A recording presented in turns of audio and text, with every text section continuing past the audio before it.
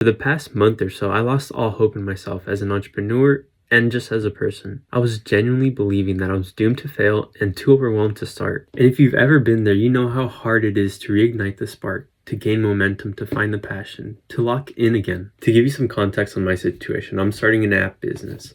And starting a business exposes your deepest weakness. Mine happens to be overanalysis. It leads to paralysis, which leads to failure, and then ultimately I'm just not moving quickly enough to get things done. And it got to the point where I couldn't even just sit and work with no distractions. I needed TV shows on in the background to distract my mind from ruminating and spiraling. But here's how I've been turning things around. First tip, I told my brain, you can spiral later, you can think about, overthink things, whatever.